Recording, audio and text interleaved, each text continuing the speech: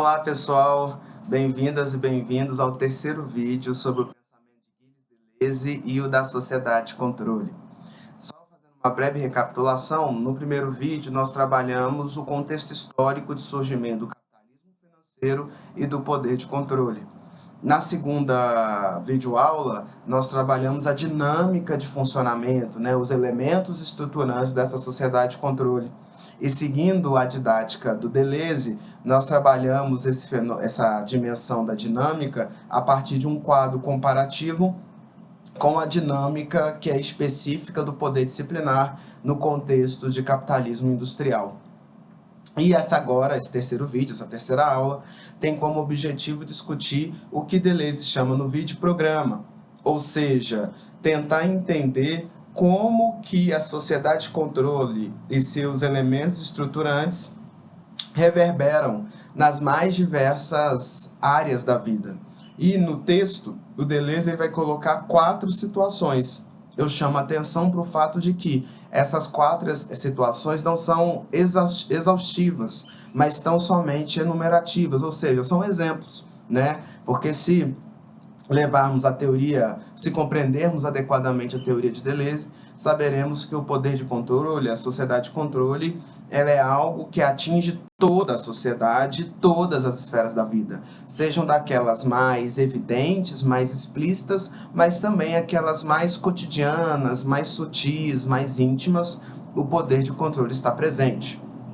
E no vídeo de hoje, nós trabalharemos os 4 exemplos, ou as 4 situações que Deleuze ele vai refletir dentro de uma ótica de sociedade de controle. Essas 4 situações são referentes ao poder punitivo do Estado, 2, em relação ao campo da educação, ao campo da saúde, que seria o terceiro, e por último, o campo do mundo do trabalho. Então a ideia é trabalhar esses 4 temas hoje nessa videoaula. Começando aí o nosso tema específico dessa videoaula, abordando o campo do poder punitivo do Estado. E aqui, para que possamos entender melhor aonde o Deleuze quer chegar com a sua reflexão, é necessário fazer uma recapitulação histórica. Quando pensamos a história do poder punitivo dentro de uma perspectiva do poder, ou dentro de uma perspectiva genealógica, nós podemos organizar a história do poder punitivo em 3 grandes fases. A primeira fase, que seria a fase de soberania, que ele vai elencar como no início da era cristã até aí a segunda metade do século XVIII, início do século XIX. Nesse momento, a gente tem um modelo de sociedade, e aí eu vou recorrer a um neologismo que eu construí com os meus alunos nas aulas presenciais. Nós temos um modelo de sociedade politocêntrica, que ele também vai chamar de fase ou de período de soberania. Nesse momento de sociedade politocêntrica, qual que é o interesse maior? Fazer com que haja sempre, em qualquer circunstância, a supremacia dos interesses do detentor do poder político. E quando a gente pensa, por exemplo, no campo do absolutismo, era o imperador, era o rei. Nesse sentido, o poder punitivo, ele vem com a intenção de garantir a supremacia dos interesses do detentor do poder político. Não é à toa que o modelo punitivo dessa primeira fase vai se articular na lógica da pena de suplício, que é o paradigma de punir desse primeiro momento histórico que nós estamos abordando. E por que a pena de suplício? A pena de suplício, para quem não se recorda, é aquele modelo punitivo espetacularizado. É aquele modelo punitivo extremamente cruel, extremamente hostil e que era transformado em um espetáculo público. Então as pessoas, uma determinada comunidade, acompanhava um condenado pelo rei a sofrer, por exemplo, uma guilhotina, a sofrer, por exemplo, um enforcamento, ou ainda sanções mais cruéis, como tacar fogo no corpo da pessoa, fazer com que a pessoa seja mergulhada em óleo quente, seja arrastada pela cidade por cavalos, coisas do tipo. E aí, qual que era a intenção por detrás desse modelo de punir? Como eu já disse, garantir a supremacia dos interesses da autoridade real e fazer também com que o temor, o medo fosse uma constante dos submissos em relação à autoridade real. Ou, em outras palavras, né, tentar construir pedagogicamente a necessidade de submeter-se constantemente à autoridade real, de não questionar seus interesses, suas demandas, seus privilégios ou qualquer coisa do tipo. Quando nós passamos para o período do capitalismo, em especial do capitalismo industrial, nós temos uma mudança no modelo de punir. Dentro de uma perspectiva Foucaultiana, da lógica do capitalismo, o poder punitivo ele se alia aos interesses econômicos. A prisão surge como uma instituição que busca preservar uma dinâmica social que gira, que tem como preferência as atividades e as práticas econômicas. Tentando organizar um pouco melhor minha fala, né? As prisões, elas surgem, lembrando daquela ideia de uma função de sequestro, para tirar aqueles elementos desagregadores, aqueles movimentos que incitavam a revolta, que incitavam uma insubordinação, função de sequestro, para que de alguma forma pudesse reorganizar a realidade ao mesmo tempo em que se mitigava, se enfraquecia as possibilidades de resistência. Então, e aí só fazendo um adendo, é importante lembrar também que quando a gente pensa na categoria criminoso, delinquente, por mais que a teoria penal diga que criminoso é aquele indivíduo que pratica um fato típico, antijurídico e culpável, sociologicamente falando, a categoria delinquente é uma categoria flutuante. Então, eu não preciso praticar um fato típico, antijurídico e culpável para ser preso. No mesmo sentido, pessoas que praticam um fato típico, antijurídico e culpável não necessariamente sofrerão uma sanção penal. Isso nos leva a crer que a pessoa ou os grupos sociais que são presos a partir desse momento do capitalismo industrial não necessariamente praticaram um ilícito, mas são vistos como inimigos de uma determinada configuração de ordem social. São aqueles indivíduos que são vistos como inimigos de um modelo social que gera e dá protagonismo para as práticas econômicas. Então, os inimigos do mercado, os não rentáveis para o mercado, são indivíduos que são aprisionados. Então, o que eu gostaria de passar aqui para vocês a prisão, na perspectiva nossa de trabalho, antes de ser uma instituição jurídica, é uma instituição econômica. Ela tem como objetivo preservar a atividade econômica. E no mesmo sentido, quando nós pensamos a prisão como uma instituição disciplinar, a conclusão que nós chegamos esse indivíduo que retorna para a sociedade depois de um tempo de pena, ele pode não ser ressocializado numa ótica estrita da dogmática penal, no sentido de ressocialização para não praticar mais crimes. Mas esse indivíduo que sai, digamos, com um grau de periculosidade maior, na grande parte dos casos, esse sujeito ele é desejável para a sociedade. Lembrando, como eu disse no primeiro vídeo, a criminalidade não é vista dentro de uma ótica biopolítica como algo nocivo para a sociedade. Muito pelo contrário, é algo desejável, porque a criminalidade é um setor econômico. E assim como as pessoas fazem uma faculdade para atuar como especialistas numa área, a prisão ela teria como objetivo estimular, capacitar, profissionalizar pessoas para atuar num âmbito econômico específico. Que âmbito é esse? O âmbito da criminalidade.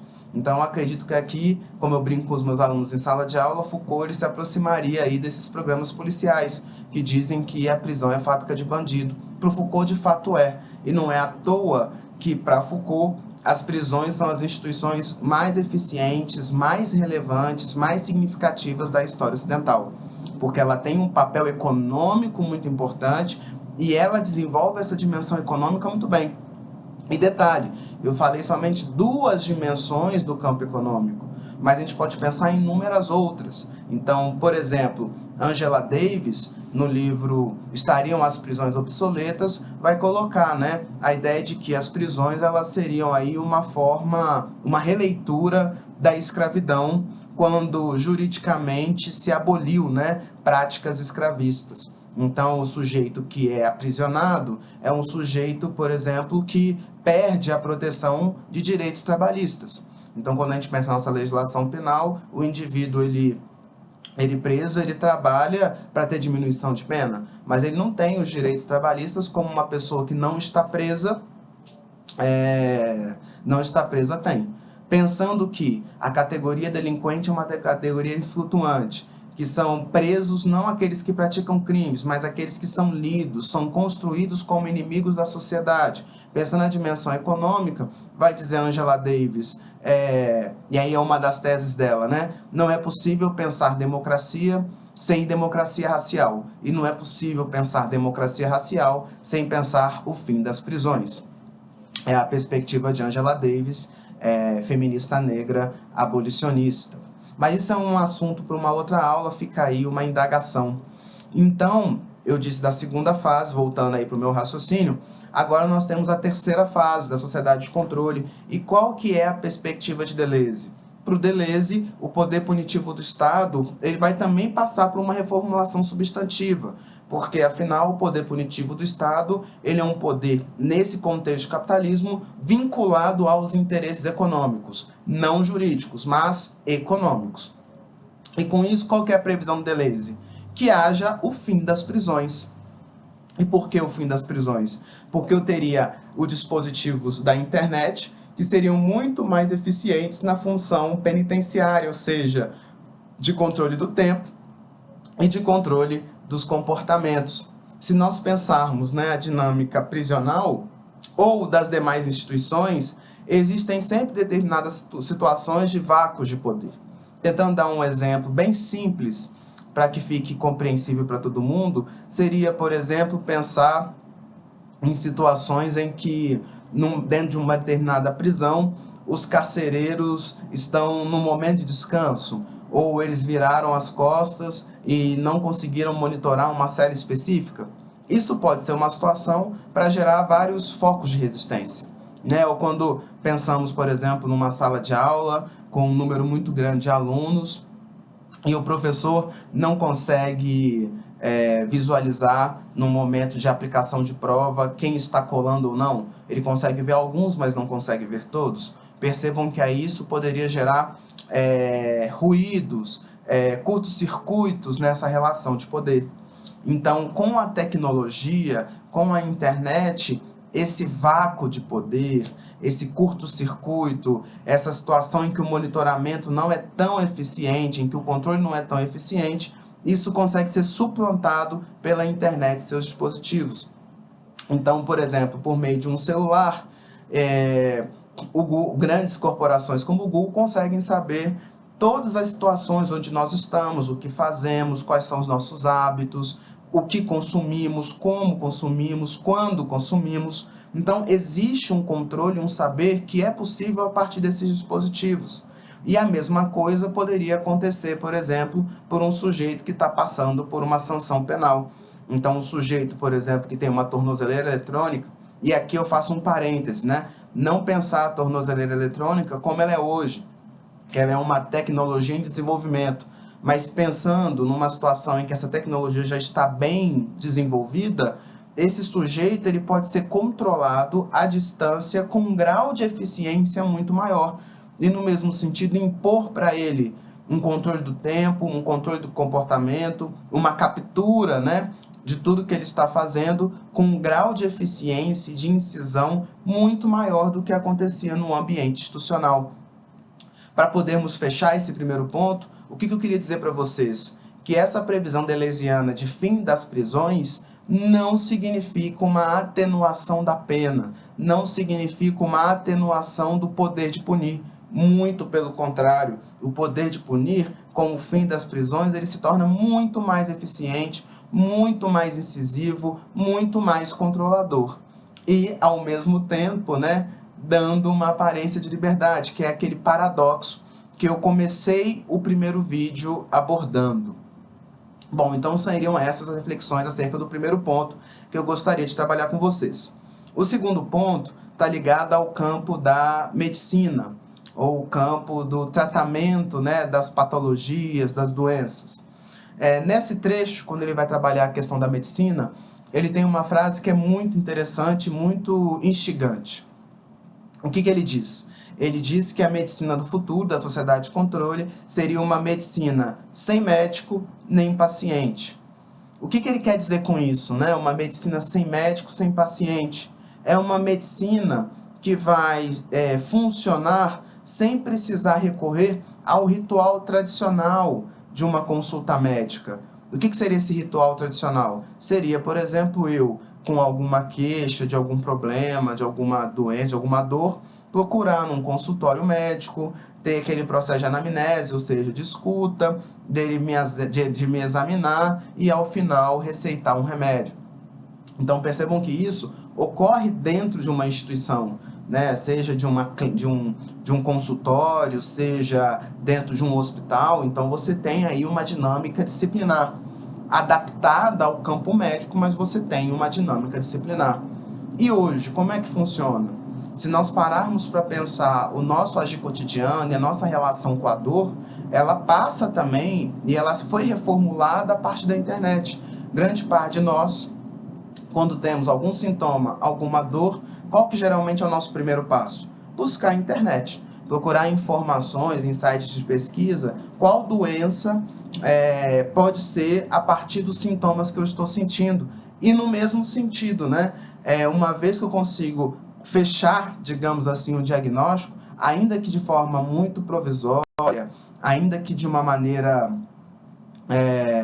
pouco profissional, eu fecho esse diagnóstico e também já procuro alternativas terapêuticas, né? Formas de tentar lidar com aquele sintoma ou até mesmo tentar encontrar qual remédio seria adequado para aquela determinada situação.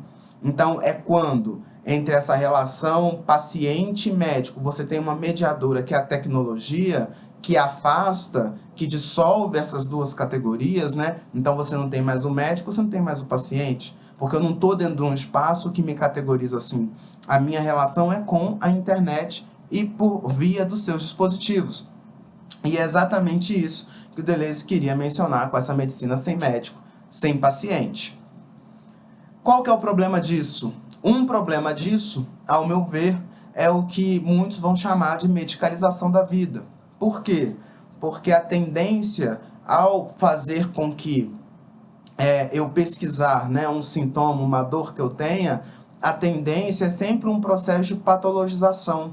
E a alternativa mais imediata para tratar um determinado problema que eu pesquiso na internet não é mais a busca pelas causas do problema. O nosso mundo contemporâneo, acelerado, líquido, de empreendedores, não tem tempo a perder para tentar trabalhar as causas.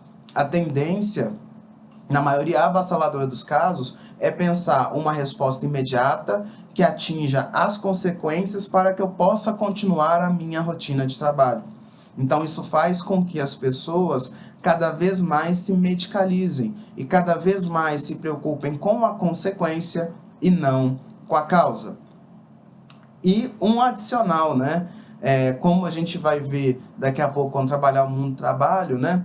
O âmbito do mundo do trabalho, a nossa sociedade contemporânea é uma sociedade que exige das pessoas uma entrega, uma dedicação ao trabalho cada vez maior. Isso faz com que essas pessoas precisem encontrar alternativas para superar determinados desgastes, cansaços, que seria normal do corpo, para tentar aí manter um ritmo maior de trabalho. Então, seria, por exemplo, o caso de caminhoneiros que precisam trabalhar e dirigir horas e horas a fio, sem poder dormir, sem poder descansar, para poder bater uma determinada meta. E muitos desses profissionais acabam sendo levados a tomar uma medicação muito agressiva, mas que faça com que eles fiquem atentos durante muito tempo, durante grandes períodos. Então, infelizmente, hoje, quando a gente pensa a questão do remédio, numa perspectiva não somente química, mas também numa perspectiva biopolítica, tem sido isso, né? Uma medicação, seja para tratar dores, seja para otimizar capacidades humanas, sempre no sentido de empurrar o indivíduo para que trabalhe cada vez mais, né? Para que ele esteja cada vez mais inserido num contexto de sociedade de trabalho e de empreendedorismo. Então, quando nós pensamos no empreendedor, diferentemente de um trabalhador, empregado é um sujeito que não tem rotina, né? Então, um dono, quem é aí, por exemplo, comerciante, dono de uma grande empresa, ou de uma empresa pequena, de um comércio, sabe disso, né? Você não tem uma rotina de trabalho, você tem que estar trabalhando sempre. O comércio demanda muito do funcionário. E é um pouco essa relação que tem atingido outros âmbitos da vida em sociedade. O que exige cada vez mais do corpo, e algo que era lido anteriormente como um cansaço, hoje tende a ser tratado como o quê? Como uma patologia. Se você tem uma angústia, um sofrimento no campo psíquico ligado a essa rotina de trabalho, qual que é a tendência de interpretação no mundo contemporâneo? É que essa angústia, esse sofrimento, essa tristeza se patologize, seja tratada com um medicamento. Um exemplo, um remédio psiquiátrico. Então precisamos tomar muito cuidado com isso, porque uma tendência desse mundo de empreendedores é a medicalização da vida para garantir a continuidade do empreendedorismo de si. Então essa é uma mudança significativa no campo da medicina. O terceiro aspecto que eu gostaria de trabalhar com vocês está ligado ao campo da educação. E aí, para poder falar de educação, eu só queria também retomar uma discussão anterior que refere-se à ideia ou à distinção entre informação e conhecimento. Tentando ser bem objetivo aqui, qual que seria a diferença entre os dois? O conhecimento, percebam, pressupõe um saber mais aprofundado sobre um determinado objeto que se busca conhecer, que se busca estudar. Então, por exemplo, uma faculdade de Direito. A faculdade de Direito, ela é pautada e ela se constitui a partir de conhecimentos. Isso implica dizer que o objeto direito, para que a gente consiga tentar se aproximar de um entendimento do que ele é necessário abordá-lo a partir de diversas nuances, a partir de diversas perspectivas. Então, a gente tem a perspectiva da dogmática, que se desdobra em várias subperspectivas, direito processual, direito civil, direito penal, mas também temos uma perspectiva zetética. Então, é analisar o direito na perspectiva da economia, da política, da antropologia, da sociologia, da filosofia, da hermenêutica. Percebam, é tentar analisar um determinado objeto a partir de diversos saberes, a partir de diversas nuances, e dentre isso tudo que eu acabei de dizer, existe um pressuposto de profundidade. Então, o conhecimento pressupõe essa profundidade. A informação, por sua vez, não. A informação é um dado específico sobre um aspecto, um ponto desse objeto que se busca entender. Então, o que seria, por exemplo, uma informação no campo do direito? Seria uma reportagem que afirma, por exemplo, que uma determinada lei acabou de ser aprovada pelo Congresso Nacional. Então, percebam que, nesse caso, digamos, da reforma previdenciária que foi aprovada pelo Congresso, que esse projeto de reforma que foi aprovado, quando eu falo isso, eu não estou trazendo um conhecimento, eu estou trazendo um dado, estou trazendo uma informação. E aí, voltando, tentando fazer um comparativo, o conhecimento pressupõe profundidade, a informação pressupõe uma superficialidade. Agora, voltando para a sociedade de controle, uma sociedade de empreendedores que pensa que todo o seu tempo útil, que todo o seu tempo vago, ou que todo o seu tempo deve ser de alguma maneira rentabilizado, deve ser de alguma maneira otimizado para ter um ganho econômico ou equivalente. Nesse mundo de subjetividades empreendedoras, o que é o normal? É que o empreendedor queira o conhecimento ou a informação? Ele queira a informação, porque afinal a informação seria aquele dado, e a perspectiva é essa: eu preciso de um dado que me ajude a resolver um problema imediato.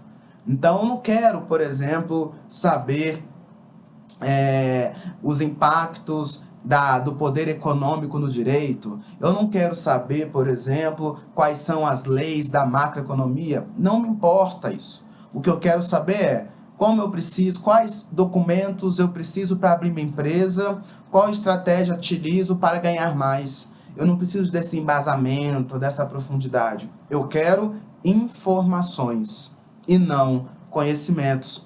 O conhecimento era muito importante no contexto do capitalismo industrial, em que eu precisava da figura do especialista, de algo que ia otimizar a atividade produtiva, de alguém que ia pensar toda uma expertise de como atuar e de como organizar e de como estruturar uma determinada área de funcionamento, de atuação. Agora, no mundo de empreendedores, não. O mundo de empreendedores necessita de informações, exatamente porque o empreendedor não tem tempo a perder com o conhecimento. O empreendedor tende a ver o conhecimento como algo desnecessário, como algo não relevante. Então, eu estou dizendo isso por quê? Porque a educação do mundo contemporâneo, do mundo de empreendedores, tende a se adaptar a essa demanda de público. Então, o caminho tem sido muito no sentido de a educação se adaptar ao perfil desse sujeito empreendedor. E uma forma de adaptação disso, vai dizer Deleuze, vai vir muito pelos ensinos à distância. Até porque o ensino à distância, ele vai vir muito com essa ideia de informações e não conhecimentos, E dois, é uma educação que se adapta a essa nova dinâmica de trabalho. Já adiantando o último ponto, né, que seria do campo do mundo do trabalho, o que nós vamos perceber? Que hoje, talvez, como nunca houve na história do mundo do trabalho, o trabalhador tem sido estimulado a trabalhar cada vez mais. Então você tem uma desregulamentação, uma despadronização, né, uma falta de rotina no mundo do trabalho. Lembra das características do capitalismo financeiro? Então, elas são retomadas aqui também. Então, a tendência do mundo do trabalho, em especial desse mundo do trabalho pela internet, é exatamente trabalhar cada vez mais. E você não ter padrões como, por exemplo, rotina de trabalho.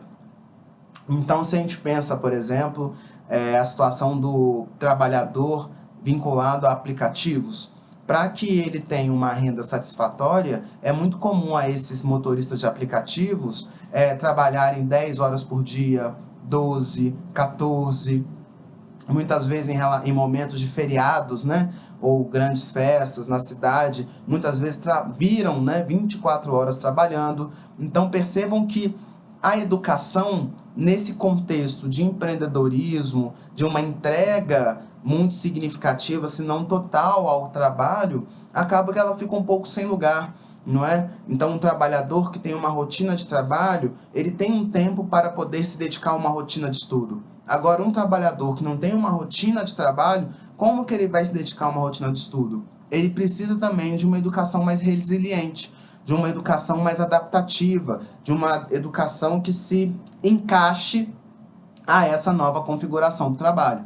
E isso vai se dar, de novo, pela educação à distância. Então, pensando nesse mesmo motorista, né, de aplicativo, esse motorista ele pode, por exemplo, numa situação hipotética, ele pode, entre uma viagem ou outra, ou se ele for levar, por exemplo, fazer uma viagem para um lugar muito distante, tiver que voltar sozinho para o centro para poder continuar as viagens, ele pode aproveitar esse pequeno intervalo para poder assistir uma aula, para poder participar de uma dinâmica ou alguma coisa que o valha, né? E a gente vai pensando isso, que essa alteração do mundo do trabalho reverbera diretamente no campo da educação.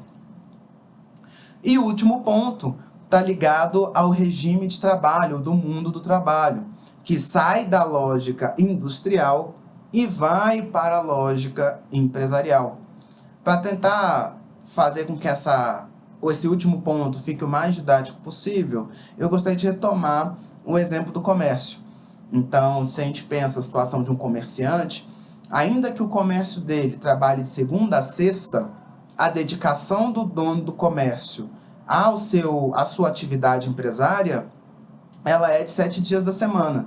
Então, é muito comum, quando conversamos com um comerciante, que nesse período que o estabelecimento ele não está aberto, ele está pensando outras coisas, está fazendo contas, resolvendo questões contábeis, resolvendo questões de estoque, de limpeza, de trocar às vezes algum material, algum utensílio que quebrou. Então percebam que a participação desse empresário na sua atividade empresária é algo quase uma simbiose, né? É quase que se confunde o empresário e a atividade empresária. Por que eu estou retomando esse exemplo? Porque para Deleuze, esse modelo que eu poderia chamar de modelo desregulamentado de trabalho, por que eu falo de desregulamentado? No sentido de uma falta de rotina, de uma falta de molde. O termo molde eu falei no segundo vídeo, de uma falta de molde, de uma falta de rotina, de uma falta de previsibilidade. Então, um dono de comércio, ele não pode falar assim, olha, eu trabalharei de 8 às 18. Não, porque se acontecer algum imprevisto, ele vai ter que trabalhar até as 20, até as 22, até as 24. Não tem uma limitação, não tem uma previsibilidade. Porque a atividade empresária, ela é fluida, ela é dinâmica, ela é conjuntural. Então, o empresário, ele precisa acompanhar esse movimento e ter essa maleabilidade. E aí, de novo, né, eu preciso de uma subjetividade que não questione isso. De uma subjetividade que naturalize, que normalize essa situação de trabalho. Por isso que falamos do empreendedorismo de si. E é essa dinâmica que eu dei o exemplo do comércio, vai se ampliar para o mundo do trabalho como um todo. Inclusive, né, muitos teóricos da sociologia do trabalho vão trabalhar muito com esse conceito de uberização do trabalho, que é exatamente essa falta de rotina, essa falta de padronização, essa falta de uma previsibilidade e de estabilidade na exploração da mão de obra. E é exatamente isso que a gente percebe no mundo de empreendedores. E é exatamente isso que o Deleuze está chamando de uma passagem da lógica da fábrica para a lógica da empresa. Então, a tendência tem sido essa. E qual que é um veículo que acaba sendo significativo nesse processo? A internet. Então, a internet, e por meio dos seus dispositivos, viabiliza que o trabalho te acompanhe em todos os lugares que você for. Então, você pode tirar, entre aspas, né, férias na Polinésia Francesa, e lá, na ilha paradisíaca, né, tomando sol na praia, você pode estar embaixo do guarda-sol, trabalhando, fazendo relatórios, ou qualquer coisa do tipo. De novo, é esse trabalho que se expande tanto, que se amplia tanto, que deixa de ficar somente na órbita do trabalho e acaba atingindo todas as demais esferas da vida da sociedade. Acaba que, de alguma maneira, todas as outras esferas precisam sucumbir à esfera do trabalho, tamanho esse protagonismo que ele ganha no contexto de capitalismo financeiro. Pois bem, então, em relação a isso, eu só gostaria de fechar esse vídeo com uma última provocação, que está ligado a uma ideia de consciência de classe, né? Então, no contexto de capitalismo industrial, você tinha a possibilidade desse trabalhador compartilhar suas dores, suas angústias, enfim, uma rotina com outros trabalhadores que exerciam essa mesma função. E agora, com esse mundo de empreendedores, a gente vê o que alguns gostam de chamar de atomização da sociedade, ou uma hiperindividualização da sociedade.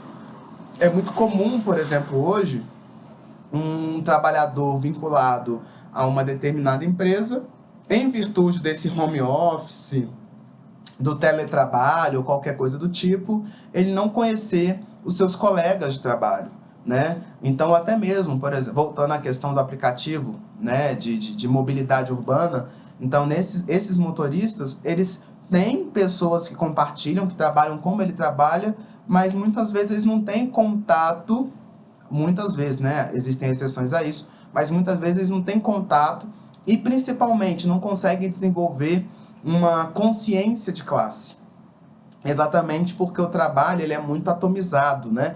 Ele se dá de uma maneira muito individualizada e o trabalho por si só forma uma subjetividade ou estimula uma subjetividade individualizada e empreendedora, o que dificulta essa organização coletiva para questionar, né, o regime de trabalho, as condições de emprego, de reivindicar melhorias aí da forma, né, enfim, de remuneração. Então, tudo isso acaba sendo muito mais difícil em virtude dessa atomização. Por que eu estou frisando isso também? Porque, de alguma forma, é a sociedade de controle aprendendo com os erros do capitalismo industrial, né?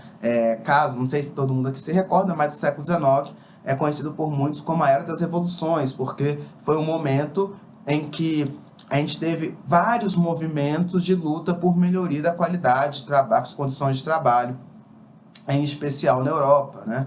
Tendo aí como uma das principais no século XIX o comunismo, e aí, salvo engano, em 1847, que vai surgir aí o Manifesto do Partido Comunista. Então, nós temos aí essa configuração e a sociedade de controle já articulou o trabalho de uma maneira tal que dificulta drasticamente, substancialmente, uma ideia de consciência de classe.